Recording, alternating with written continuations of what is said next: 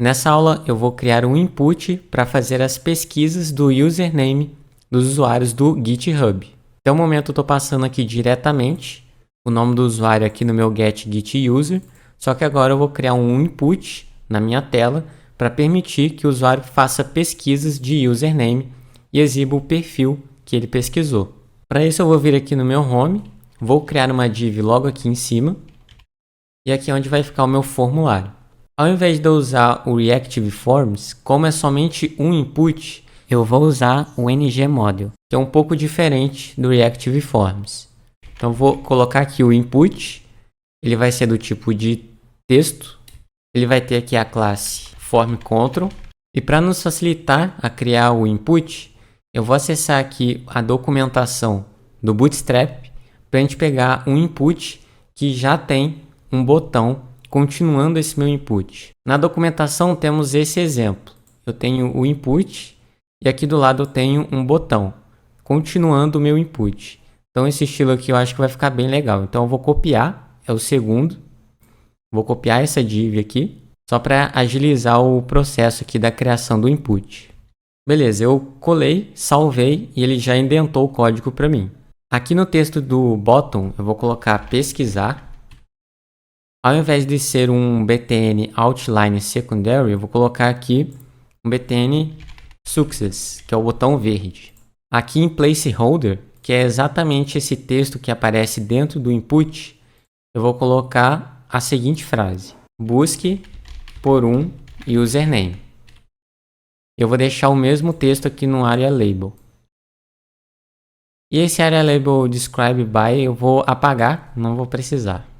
Bom, então esse daqui é o resultado. Perceba que ele não está corretamente, né? Não está do jeito que está na documentação, porque o botão aqui está fazendo uma curva bem no final do meu input e não dá aquele efeito de continuação. Isso porque eu consultei a documentação do Bootstrap versão 4. Então eu entrei aqui agora na documentação correta do Bootstrap 5 e realmente ele tem aqui uma mudança no código. Eu vou copiar agora corretamente, né, na versão correta, esse exemplo aqui com o input com o botão ao lado. Vamos substituir esse exemplo aqui. Eu vou fazer as mesmas alterações aqui ao texto pesquisar. Vou apagar esse area describe by. Vou apagar esse id também, que eu não vou precisar. E aqui eu vou colocar o texto buscar username. Eu vou deixar o mesmo aqui para o area label. E eu tenho esse resultado, pessoal, o input e o pesquisar. O pesquisar eu esqueci de colocar aqui, né, que é um botão verde, success. Agora sim, ó, pesquisar. Bom, eu não quero que ele ocupe 100% do espaço disponível, então eu posso encapsular essa div dentro de uma outra. Eu vou colocar aqui a classe callMD4. Então eu tenho esse resultado. E agora eu quero centralizar essa busca. Eu vou aplicar uma classe aqui nessa div, o Justify Content Center. Voltando aqui, ele ainda permanece, é porque eu tenho que aplicar uma row, né, para ele considerar uma linha. Fazendo isso, ele fica centralizado no meio. Bom, como eu não vou utilizar mais o Reactive Form nesse exemplo, como que eu posso capturar o valor digitado pelo usuário e exibir o perfil lá do GitHub? Para eu recuperar o que o usuário digitar no meu input e passar para o meu método getGetUser do userService, eu vou ter que criar aqui uma variável, username, para jogar esse valor aqui no meu username. Ele vai ser do tipo string e o valor inicial eu vou deixar vazio, uma string vazia. Esse meu username eu vou passar aqui como parâmetro. E agora eu preciso recuperar o valor do meu input e jogar aqui no meu username.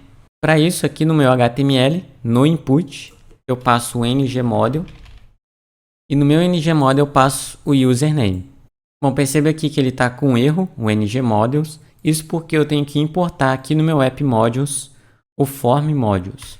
Então eu vou passar aqui form modules. Pronto, já posso fechar o app modules. Então agora o erro desaparece. Então com o ngModel eu vinculei o meu input com o username. Então, todo valor aqui no meu input vai atribuir ao username. Agora, ao invés de chamar o getGetUser assim que o meu componente inicializar, eu vou apagar isso daqui, Porque agora eu vou chamar o getGetUser com o clique do botão. E o botão vai ser o de pesquisar. Então eu posso passar aqui um clique e a função getGetUser. Então automaticamente, quando meu usuário digitar no meu input, já vai ser atribuído ao username. Consequentemente, quando ele clicar em pesquisar, ele vai chamar o getGetUser já com o valor atribuído ao meu username, passando aqui para o meu getGetUser. E por fim, ele passa o meu response para minha variável user e assim ele popula aqui no meu card. Então, antes de testar, eu só tenho que apagar esse implements onInit, que eu não estou mais usando, e também não se esquecer do this.username, que eu estou me referindo a uma variável da minha classe. Bom, testando a aplicação, eu recebi um erro aqui no console log, dizendo que o ngModel ele precisa de um name aqui no meu input. Então, eu vou voltar aqui, abaixo do ngModel, eu vou colocar aqui um name, eu vou chamar de username. Salvando, o erro já sumiu. Bom, esse daqui é o resultado. Perceba que ele retornou aqui o meu card vazio, porque eu ainda não fiz a pesquisa. Mas antes de fazer aqui o teste de pesquisa, eu tenho que exibir esse card somente quando o meu user, a minha variável user, tiver algum valor. Então agora sim eu vou utilizar um ngIf no meu card. Estou interrompendo a sua aula rapidamente para dar um recado.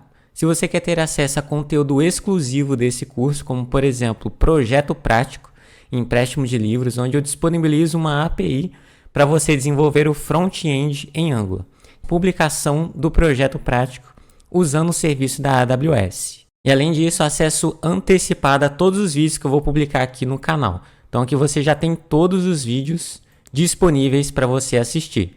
E eu vou entrar aqui no projeto prático só para vocês verem como que é. Eu tenho aqui mais de 60 aulas para você colocar em prática esse projeto prático de empréstimo de livros. Vou deixar o link aqui na descrição, então dá uma olhada se você quer ter acesso ao conteúdo exclusivo e também não quer ficar aguardando novos vídeos sobre Angular aqui do canal e já quer ter acesso a tudo de uma vez. Link aqui na descrição. Então aqui no meu HTML, vou aplicar aqui dentro do container mesmo um ngIf e eu vou exibir esse meu container que contém o meu card somente se o meu user tiver algum valor. Fazendo isso, o meu card não é exibido assim que eu carrego a minha página. Então agora vamos fazer um teste aqui. Vou pesquisar aqui um usuário, vou pesquisar o meu usuário, Mr. Trycatch. Vamos pesquisar. E olha só, o meu perfil ele é exibido. Tem aqui o meu nome, o arroba, que é o meu username, a quantidade de seguidores e a quantidade de perfis que eu estou seguindo. Vamos pesquisar aqui um outro, por exemplo, Facebook, pesquisar, e aqui eu tenho o perfil do Facebook. Agora perceba se eu deixar aqui em branco e tentar fazer uma busca, aqui aparentemente não aconteceu nada, mas se eu pressionar o F12, ele aconteceu um erro na requisição, ele me retornou 404, que é o usuário não encontrado. Então vamos expandir aqui. Vamos expandir aqui o error. Perceba que ele retorna no formato error, message, e aqui a mensagem do erro, not found. Significa que ele não encontrou esse usuário. Eu vou digitar um texto qualquer aqui, ele vai me retornar a mesma coisa. Bom, então expandindo aqui, ele retornou o erro 404, not found. Então eu posso exibir no lugar do meu card uma mensagem para mostrar para o usuário que o usuário que ele pesquisou não foi encontrado. Eu poderia, se a API fosse minha, eu poderia estilizar essa mensagem. Por exemplo, usuário não encontrado. Mas foi o critério lá do pessoal que desenvolveu a API do GitHub colocar a mensagem not found. Mas beleza, vamos capturar essa mensagem. Para eu capturar os erros aqui da minha requisição, no meu subscribe eu posso passar como segundo parâmetro a minha captura do erro. Então perceba que ele espera eu passar uma função para eu mesmo capturar um erro. Então vou passar aqui a função. Eu vou chamar aqui o de error, que é o erro que eu vou recuperar. E ele vai me retornar nesse formato. Então aqui em error, ele vai retornar esse objeto. Então eu tenho que acessar error, message. Então é isso que eu vou fazer. Eu vou fazer aqui um console log primeiro. Error.error, né? Porque eu estou acessando agora aqui esse segundo error, né? Na verdade é o erro já do meu objeto. O primeiro error foi o nome que eu dei aqui para o meu parâmetro, que eu estou recuperando. E por fim o messenger. Fazendo isso, eu tenho esse resultado. Vou pesquisar aqui qualquer usuário, um usuário que não exista. E ele printou aqui na tela diretamente a mensagem not found. Bom, então agora eu tenho que exibir essa mensagem de erro para o usuário. E para ficar mais legal a exibição desse erro, eu vou usar uma biblioteca chamada Toastr. Aqui no site do npm.js, eu estou na página oficial aqui do NGX Toastr. É essa biblioteca que eu vou instalar. Então está aqui o comando npm install ngx toastr. Então ele exibe mensagens como essa daqui no canto da tela. Então aqui na raiz do meu projeto, eu vou executar um npm install ngx toastr. Então agora é só aguardar ele fazer a instalação. Pronto, ele já fez a instalação. Bom, e aqui ele fala para adicionar lá no meu styles o meu toastr.css. Então eu vou copiar essa linha de código. Vou vir aqui no meu projeto, vou acessar o angular.json. E aqui no meu styles, abaixo aqui do bootstrap, eu vou adicionar o toastr CSS. E o segundo passo, que a gente não pode esquecer nunca, é adicionar no app modules. Então aqui ele adiciona o toastr modules.forRoot. Vou acessar aqui o meu app modules. Eu vou adicionar o toastr module. Vou importar ele aqui, toastr module. Beleza, está importado. Posso fechar o app modules, fechar aqui o AngularJSON. Vou fazer a injeção de dependência da biblioteca que eu acabei de instalar. Então aqui no meu construtor vou passar como parâmetro um private toastr. Vai ser do tipo toastr service. Bom, ele não fez a importação automática do toastr service, mas na documentação fala que eu devo importar ele do ngx toastr. Então vou copiar esse import. Eu vou passar aqui para o meu home component ts. Beleza, agora sim ele está importado. Eu vou usar ele aqui agora no meu error.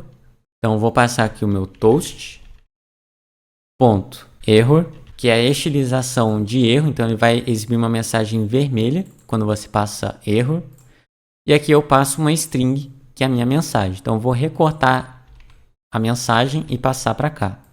Esse console log eu já posso apagar. E vamos ver como que ele vai exibir a mensagem not found, ou qualquer outro erro que acontecer. Então eu vou fazer aqui uma pesquisa de um usuário que não exista, pesquisar. Bom, ele me mostrou um outro erro aqui, que eu tenho que importar aqui um Browse Animation Modules.